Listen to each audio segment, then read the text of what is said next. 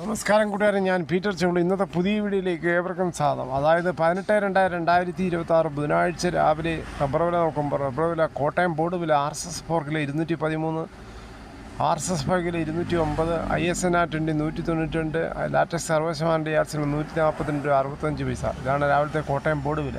ഇനി കൊച്ചി വില നോക്കുമ്പോൾ RSS 4 കിലോ 213, RSS 5 കിലോ 209. ഇതാണ് രാവിലത്തെ കൊച്ചി വില. ഇനി കേരളത്തിലെ മറ്റിനെ ഗ്രേഡിന് ഷീറ്റ് നോക്കുമ്പോൾ ലൂസ് കിലോ 205, ലോട്ട് കിലോ 190 രൂപ, അപ്പം 195 രൂപ. ഒട്ടുപാൽ നോക്കുമ്പോൾ 80% DRC ഉള്ള ഒട്ടുപാൽ കിലോ 141, 60% DRC ഉള്ള ഒട്ടുപാൽ കിലോ 105 രൂപ 75 പൈസ. വിദേശ വില നോക്കുമ്പോൾ ബാങ്കോക്ക് RSS 4 കിലോ 215, 64 പൈസ, RSS 5 കിലോ 215 രൂപ 21 പൈസ. അഗർത്തല വില നോക്കുമ്പോൾ RSS 4 കിലോ 202, RSS 5 കിലോ 199. ഇനി കേരളത്തിലെ വ്യാപാരി നോക്കുമ്പോൾ വ്യാപാരി വില Kottayam RSS 4 kilo 205, RSS 5 kilo 201, ISNR 20 184 രൂപ 50 പൈസ മുതൽ 185 രൂപ. ഒട്ടുപാൽ നോക്കുമ്പോൾ 70% DRC ഉള്ള ഒട്ടുപാൽ കിലോ 124 മുതൽ 139 രൂപ. ഇനി ഫീൽഡ് ലാറ്റക്സ് 195. ഫാക്ടറി വില 205, 25% DRC ഉള്ള 200 ലിറ്റർ പാലിനുള്ള 9750, 30% DRC ഉള്ള 200 ലിറ്റർ പാലിന് 11700, 35% DRC ഉള്ള 200 ലിറ്റർ പാലിന് 13650. ഇതാണ് ഇന്നത്തെ രാവിലത്തെ റബ്ബർ വില. കേരളത്തിലെ മറ്റ് വിലകൾ നോക്കുമ്പോൾ സ്വർണ്ണം 22 ക്യാരറ്റ് 14135, ഒരു പവന് 1,13,080. അതുപോലെ 24 ക്യാരറ്റ് 15,470, ഒരു പവൻ 1,23,360. അതുപോലെ 18 ക്യാരറ്റ് 11,565, ഒരു പവൻ 92,520. ഇതാണ് രാവിലത്തെ സ്വർണ്ണവില. ഇന്നലെ ഒരു ഗ്രാമിൻ്റെ മുകളിൽ 205 രൂപ, ഒരു പവന് മുകളിൽ 1,640 രൂപയാണ് കുറഞ്ഞിരുന്നത്.